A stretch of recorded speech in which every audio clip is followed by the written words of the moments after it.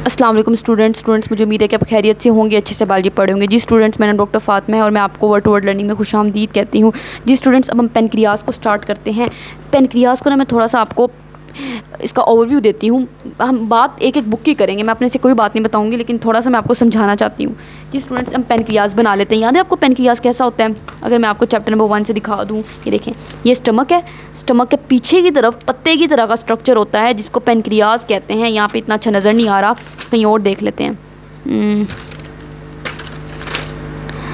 ये बल्कि मैं आपको चलें खुद बना के दिखा देती हूँ। वैसे तो स्टमक के पीछे की तरफ ऐसे करके स्ट्रक्चर होता है पेनक्रियाज, ठीक है, ऐसे करके, जैसे लीफ लाइक स्ट्रक्चर, पत्ते की तरह स्ट्रक्चर होता है ऐसे करके पेनक्रियाज, ठीक है। अब पेनक्रियाज जो होता है ना, इसके दो पोर्शन होते हैं। एक्सोक्राइन पोर्शन भी है इसका, एंडोक्राइन पोर्शन भी है। अब याद करें, जो मैंने इसका इंट्रोडक्टरी लेक्चर दिया था एंडोक्राइन ग्लैंड का, तो मैंने आपको समझाया था एंडोक्राइन क्या होता है, एक्सोक्राइन क्या होता है। याद करें, एक्सोक्राइन मैंने आपको बताया था वो पोर्शन होता है जो डक्टेड होता है, जिसके पास डक्ट होती हैं, जिसने अपनी स्क्रीशन जो डालनी है वो डक्ट्स के ज़रिए से डक्ट में डालनी है और डक्ट से फिर बाहर भेज देनी है। लेकिन जो एंडोक्राइन पोर्शन था, इस बेचारे के पास डक्ट नहीं होती, ठीक है। तो इसने अपनी स्क्रीशन डायरेक्टली ब्लड में डालनी पड़ती है इसको मजबूरी के तहत, क्योंकि डक्ट्स तो है नहीं बेचारे के पास, ठीक है। पेनक्रियाज के पास दोनों ही पोर्शंस हैं। कैसे? पेनक्रियाज ने, आपको याद है हमने चैप्टर नंबर 1 में पढ़ा था कि पेनक्रियाज ने एक पेनक्रियाटिक जूस बनाना होता है और वो पेनक्रियाटिक जूस बना के कहाँ भेजना होता है? ड्यूडेनम के अंदर भेजना होता है। पेनक्रियाज ने पेनक्रियाटिक जूस बनाना होता है और पेनक्रियाटिक जूस को ड्यूडेनम के अंदर भेज देना है। ऐसे ही होता है ना। अब वो थोड़ा सा बात कर लेते हैं पेनक्रियाटिक जूस। और पेनक्रियाटिक जूस के अंदर क्या होते हैं? पेनक्रियाटिक एंजाइम्स होते हैं, ठीक हो गया। कौन कौन से एंजाइम्स होते हैं? याद है आपको? ट्रिप्सिन, अमाइलेज, लाइपेज, ये वाले एंजाइम्स होते हैं। अब क्या होता है, होता कैसे है ये पेनक्रियाज के अंदर काम? अल्लाह ताला ने पेनक्रियाज के अंदर छोटे छोटे से स्ट्रक्चर्स रखे हुए, गोल गोल ऐसे करके। ये जो स्ट्रक्चर्स होते हैं ना, इनको वैसे तो एसिनाई कहते हैं, लेकिन आपकी बुक में इन्होंने लिखा हुआ, ठीक है, एसिनाई कहते हैं, इनका नाम है एसिनाई। ये जो एसिनाई है ना, ये भी सेल्स में मुश्तमिल है, ऐसे इसके सेल्स लगे हुए हैं ऐसे करके, ठीक है। इन सेल्स ने पेनक्रियाटिक जूस बनाना है। वो पेनक्रियाटिक जूस जिसके अंदर, याद है आपको, पेनक्रियाटिक एंजाइम्स होते हैं, लाइपेज, अमाइलेज और ट्रिप्सिन, ये वो पेनक्रियाटिक जूस बन गया, ठीक। इस पेनक्रियाटिक जूस को बनाना है, बना के इस डक्ट में डाल देना है। ये देखिए डक्ट है, नाली सी, इस डक्ट में डाल दिया। अब ये जो सारी डक्ट्स है ना, ऐसे करके ये आपस में मिलकर एक बड़ी डक्ट बना देती हैं, ठीक है। और ये बड़ी डक्ट फिर इसको, इस डक्ट को कहते हैं पेनक्रियाटिक डक्ट। ये हमने पढ़ी हुई है पेनक्रियाटिक डक्ट। और इस पेनक्रियाटिक डक्ट ने आगे जाना है और आगे जाके आपको पता है यहाँ पे ड्यूडेनम मौजूद है, यहाँ पे स्टमक होगा ऐसे करके, और यहाँ पे स्टमक के आगे ड्यूडेनम होती है।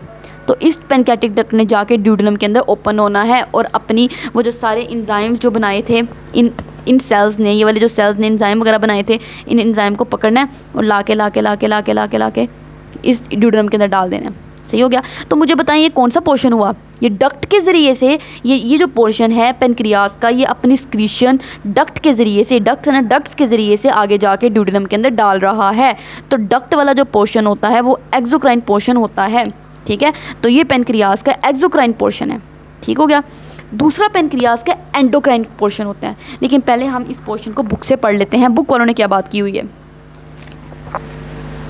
जी स्टूडेंट, वो ये कह रहा है पेनक्रियाज के 2 फंक्शंस हैं, एक तो एंडोक्राइन फंक्शन है, एक एक्सोक्राइन फंक्शन है। देखें, ये it is a part of digestive system. आपको पता है पेनक्रियाज डाइजेस्टिव सिस्टम का पार्ट है, क्योंकि पेनक्रियाज ने पेनक्रियाटिक जूस बनाना है और उस जूस को बना के ड्यूडेनम के अंदर डालना है, और वो जूस आगे आपका सारा खाना हजम करता है। याद है आपको? प्रोटीन, लिपिड, कार्बोहाइड्रेट, सब कुछ इसने डाइजेस्ट करना है। तो इसका डाइजेस्टिव सिस्टम में भी रोल हुआ पेनक्रियाज का, ठीक हो गया। Where it plays the role of ducted gland. Digestive system में पेनक्रियाज ने कौन सा अपना रोल प्ले करना है? डक्टेड ग्लैंड वाला। ये डक्टेड ग्लैंड है, देखिए ग्लैंड्स हैं, सेल्स हैं, कुछ ना कुछ बना रहे हैं और डक्ट्स के अंदर अपनी चीज़ें डाल रहे हैं।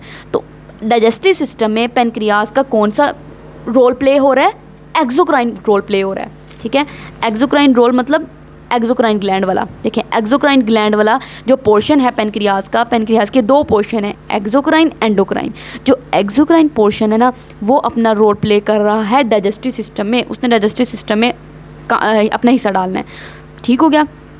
अच्छा, और उसने क्या करना है? उस डाइजेस्टिव एंजाइम रिलीज़ करने हैं। बिल्कुल सही बात है। अभी हमने पढ़ा कि ये वाला जो पोर्शन है, एक्सोक्राइन पोर्शन है, इसने डाइजेस्टिव एंजाइम रिलीज़ करने हैं और एंजाइम को डक्ट्स में डाला और फिर जाके ड्यूडेनम में डाल दिया, ठीक हो गया। दूसरा वो कहता है पेनक्रियाज का जो एंडोक्राइन पोर्शन है, अब हम उसकी बात करते हैं।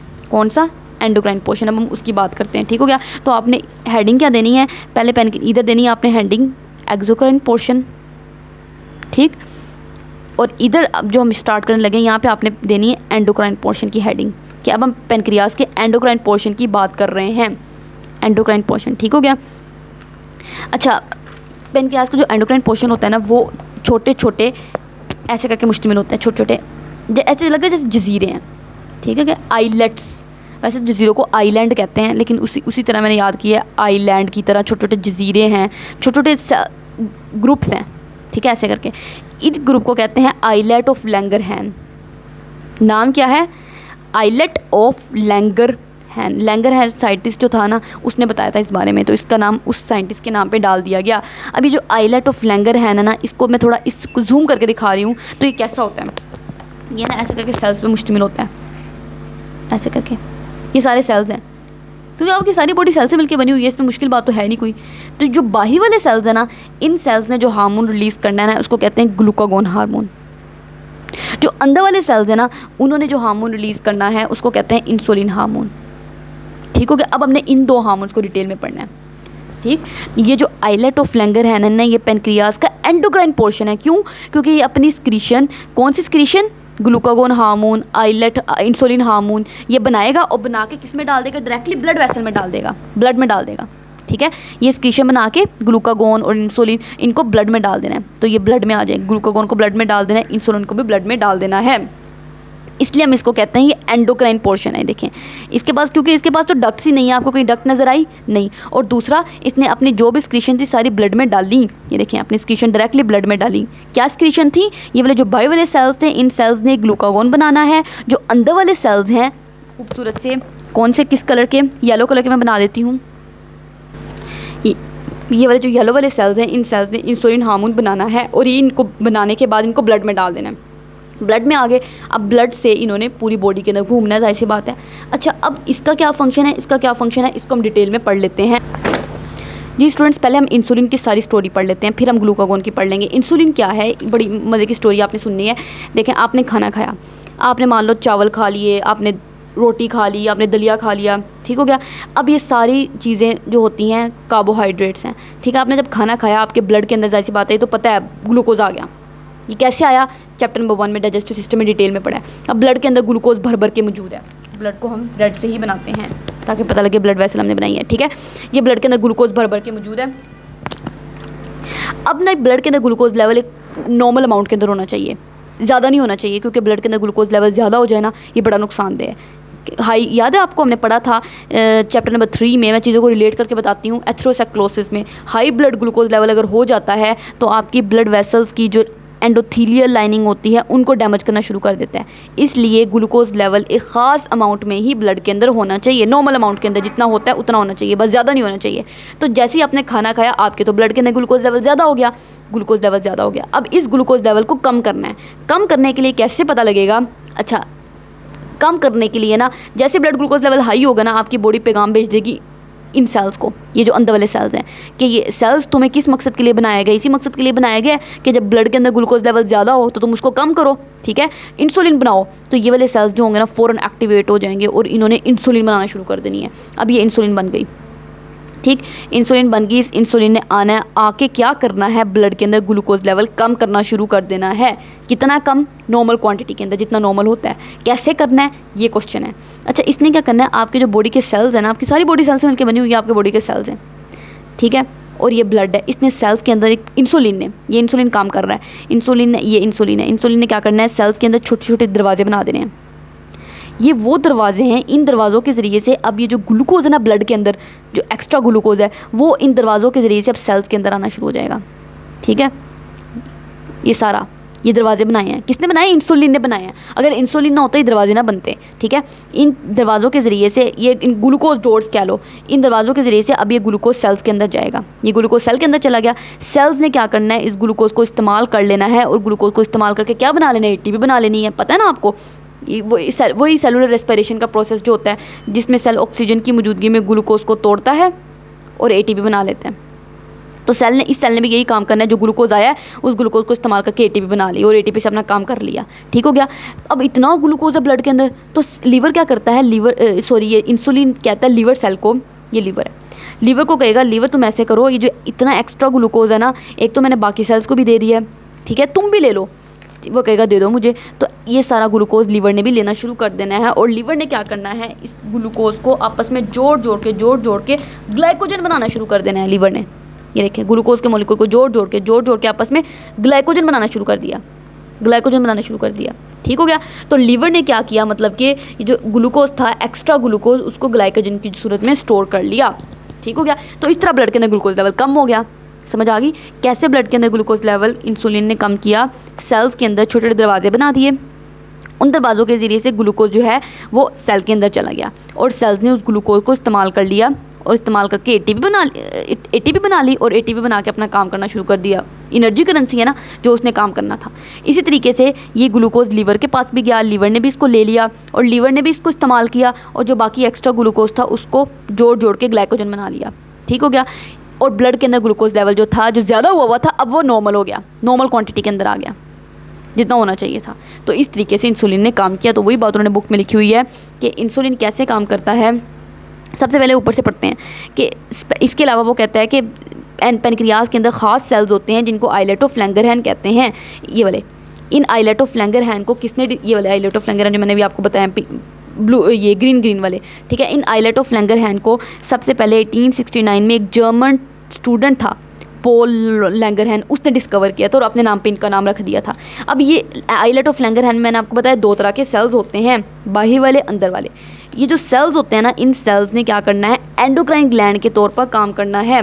ये वाले जो सेल्स हैं, ये सेल्स एंडोक्राइन ग्लैंड हैं। कैसे? क्योंकि अपनी स्क्रीशन डायरेक्टली ब्लड में डाल देते हैं, और दूसरा इनके पास डक्ट भी नहीं है, ठीक है ना, डक्ट भी नहीं है और अपनी स्क्रीशन डायरेक्टली ब्लड में डाल देते हैं, इसलिए हम इनको एंडोक्राइन ग्लैंड कहते हैं इनको। अब होता क्या है, इन सेल्स ने 2 हार्मोन बनाने हैं, एक इंसुलिन हार्मोन बनाना है, एक ग्लूकागोन बनाना है। जो बाई वाले सेल्स हैं वो ग्लूकागोन बनाएंगे, जो अंदर वाले सेल्स हैं वो इंसुलिन बनाएंगे। सबसे पहले हम इंसुलिन की बात कर लेते हैं। इंसुलिन क्या करेगा? अच्छा, करना इन दोनों ने क्या है, इन दोनों ने ब्लड के अंदर ग्लूकोज लेवल को नॉर्मल क्वांटिटी के अंदर मेंटेन करना है। सही हो गया। अच्छा, कैसे करना है? इंसुलिन, सबसे पहले इंसुलिन ने क्या करना है, जब आपने खाना खा लिया, उस खाने के अंदर ग्लूकोज लेवल बहुत ज़्यादा था, उस ग्लूकोज लेवल को कम करना है। ठीक हो गया। तो वही लिखा हुआ है कि इंसुलिन ने क्या करना है, आपके ब्लड ग्लूकोज लेवल को लोअर करना है, कम करना है। कैसे कम करना है? By stimulating the body cells. इसने बॉडी सेल्स को स्टिमुलेट किया, इसने बॉडी के जो सेल्स हैं ये सारे, उनको स्टिमुलेट किया, उनको उकसाया, उनके अंदर प्रोटीन बनाई, ये दरवाजे लगाए, उन दरवाज़ों को दरवाज़ा लगाए ताकि उन दरवाज़ों से ग्लूकोज जो है वो उन सेल्स के अंदर आए और वो सेल्स उस ग्लूकोज को इस्तेमाल कर लें। ठीक हो गया। बाय स्टिमुलेटिंग बॉडी सेल्स, ताकि बॉडी सेल्स उस ग्लूकोज को इस्तेमाल कर लें, इस्तेमाल कर लें, और इस्तेमाल करके इस ग्लूकोज से एनर्जी बना लें, या उस ग्लूकोज को स्टोर कर लें। और स्टोर ग्लूकोज, या जिस तरह के लीवर ने काम करना है, लीवर ने क्या करना है, उस ग्लूकोज को आपस में स्टोर करके ग्लाइकोजन बना लेनी है। ठीक है। तो इंसुलिन ने क्या किया, सेल्स को स्टिमुलेट किया कि या तो वो ग्लूकोज को यूज़ कर लें, यूज़ करके एटीपी एनर्जी बना लें, या उस ग्लूकोज को स्टोर कर लें। ये 2 काम। ठीक। अब क्या होगा, ये इंसुलिन का काम ख़त्म हो गया। अब ग्लूकागोन की बात कर लेते हैं। ग्लूकागोन क्या करेगा? जी स्टूडेंट्स, अब हम ग्लूकागोन की कहानी पढ़ते हैं। ग्लूकागोन ने क्या करना है, इसकी बात स्टार्ट करते हैं। अच्छा, सपोज़ कर लें आपके ब्लड के अंदर ग्लूकोज लेवल कम हो गया, आपने रोज़ा रख लिया मान लो, ठीक हो गया, ये आपका ब्लड है, ब्लड के अंदर ग्लूकोज लेवल कम हो गया। क्यों कम हो गया? आपने मान लो रोज़ा रख लिया, सुबह से कुछ खाया पिया नहीं है, या जिस तरह मैं आपको पढ़ा रही हूँ तो मैं कुछ खा पी तो नहीं रही ना, तो मेरा ब्लड ग्लूकोज लेवल, और मैं बोली जा रही हूँ, जो मेरे सेल्स हैं वो सारे, जाहिर सी बात है, ग्लूकोज को ली जा रहे हैं, काम कर रहे हैं। मेरा ब्रेन सेल्स जो हैं वो ग्लूकोज को ब्लड में से ली जा रहे हैं, और जिसकी वजह से मेरा ब्रेन काम कर पा रहा है और मैं सोच समझ के आपको बोल पा रही हूँ, समझा पा रही हूँ, तो मेरा ब्लड ग्लूकोज लेवल कम हुई जा रहा है। लेकिन ब्लड ग्लूकोज लेवल जो है वो कम होना बिल्कुल सही बात नहीं है, ठीक है, क्योंकि अगर ग्लूकोज लेवल ब्लड के अंदर कम हो जाए ना, तो इंसान को चक्कर आना शुरू हो जाती है, उसकी बुरी हालत होना शुरू हो जाती है। तो ब्लड के अंदर ग्लूकोज लेवल नॉर्मल क्वांटिटी के अंदर मेंटेन करना लाजमी है। अब मैं मुसलसल कुछ खा पी तो नहीं रही, तो मेरा ब्लड ग्लूकोज लेवल कैसे मेंटेन रहेगा? वही ग्लाइकोजन, याद करें, हमने लीवर के अंदर इस बुरे वक्त के लिए ग्लूकोज को स्टोर किया हुआ था ग्लाइकोजन की सूरत में, याद है आपको? ठीक है, ये हमने 9th क्लास में भी पढ़ा था। अच्छा, अब क्या आएगा, ग्लूकागोन इस सूरत हाल में ग्लूकागोन आएगा कहेगा लीवर को, लीवर इस पर्सन के ब्लड के अंदर ग्लूकोज लेवल कम होना शुरू हो गया क्योंकि ये खा पी नहीं रहा, इसने कोई रोज़ा वगैरह रखा हुआ है या कोई भी कंडीशन, ठीक है। तुम ऐसे करो, जो ग्लाइकोजन तुमने अपने अंदर स्टोर किया हुआ है इसको तोड़ के इसको मुझे देना, इसको रिलीज़ करो बाहर और ग्लूकोज की सूरत में इसको रिलीज़ करो और ब्लड में डालो। तो वो लीवर कहेगा ठीक है ऐसे कर लेते हैं। तो लीवर ने क्या करना है, ग्लूकागोन ने काम किया है कि लीवर को जाके स्टिमुलेट किया कि उसने जो ग्लूकोज स्टोर किया हुआ था उसको निकाले और निकाल के ब्लड में डाले। तो इस तरीके से ब्लड के अंदर फिर ग्लूकोज लेवल जो कम हो रहा था दोबारा वो नॉर्मल क्वांटिटी में वापस आना शुरू हो जाएगा। ठीक हो गया। तो वही बात उन्होंने लिखी हुई है कि ग्लूकागोन ने क्या करना है, स्टिमुलेट करना है किसको, ग्लूकोज के रिलीज़ को। कहाँ से, फ्रॉम लीवर से। लीवर को कहना है जो तुमने ग्लूकोज अभी स्टोर किया दे दो, मैं वापस दे दो, उसको ब्लड स्ट्रीम में डाल दो ताकि ब्लड के अंदर जो ग्लूकोज लेवल कम हो रहा है उसको नॉर्मल किया जाए, उसको दोबारा नॉर्मल क्वान्टिटी के अंदर वापस लाया जाए। ठीक हो गया। इस तरीके से ग्लूकागोन और इंसुलिन काम कर रहे हैं। दोनों एक दूसरे के दुश्मन नहीं, आपको लग रहा होगा कि ये ग्लूकोज लेवल ब्लड के अंदर बढ़ा रहा है, इंसुलिन ब्लड के अंदर ग्लूकोज लेवल कम कर रहा है, दुश्मन नहीं है, दोनों मिल के काम कर रहे हैं। बल्कि दोनों का मकसद क्या है, बस ब्लड के अंदर ग्लूकोज लेवल मेंटेन करना, कम ना हो ग्लूकोज लेवल, ज़्यादा ना हो, बस एक नॉर्मल क्वांटिटी के अंदर रहे। ठीक है, सही हो गया। अब हम आगे पढ़ लेते हैं। एक कंडीशन है, एक डिजीज़ है जिसको डायबिटीज़ मेलाइटस कहते हैं। याद है आपको डायबिटीज़ मेलाइटस किसको कहते हैं, शुगर को। बहुत ज़्यादा कॉमन है हमारी, तकरीबन बूढ़े लोग जो होते हैं ना, तकरीबन high sugar high BP Pakistan के कौमी मसले हैं। ठीक है, हर एक को हाई शुगर है, हाई बीपी चल रही है। तो हाई शुगर को आज हम पढ़ेंगे, डायबिटीज़ मेलाइटस कैसी होती है ये आज आपको समझ आएगी। बल्कि इसको नेक्स्ट लेक्चर में हम स्टार्ट करते हैं, लेक्चर लंबा हो जाएगा, अगले में हम इसको ये सारा पढ़ लेंगे और गोनैड्स को भी पढ़ लेंगे। ठीक हो गया। और ये वाला जो टेबल है ना, ये आपने खुद ही पढ़ना है, ये कुछ भी नहीं है, मैंने सब कुछ पढ़ा दिया है। जब एक एक टॉपिक मैंने आपको इतना टाइम लगा के पढ़ा दिया ना, तो ये सब कुछ वही लिखा हुआ है, एक एक चीज़ वही है, कुछ मुश्किल नहीं है। ठीक है, क्योंकि जब एक एक टॉपिक मैंने आपको पढ़ा दिया तो दोबारा इतना पढ़ाना फिर फजूल ही है, क्योंकि चीज़ें फिर रिपीट ही होंगी और फजूल में लेक्चर लंबे जाएंगे। तो अब बस अगले लेक्चर में हम गोनैड्स पढ़ के टॉपिक इंशाल्लाह कंप्लीट करेंगे, चैप्टर कंप्लीट हो जाएगा। बहुत लंबा चैप्टर था लेकिन बहुत मज़े का भी था, इंटरेस्टिंग भी था। इंटरेस्टिंग करके चीज़ों को पढ़ा करें, पढ़ने में मज़ा आता है, चीज़ें याद भी रहती हैं और नंबर भी आपके अच्छे आ जाएंगे। अगले लेक्चर में आपसे मुलाकात होती है। अल्लाह हाफिज़।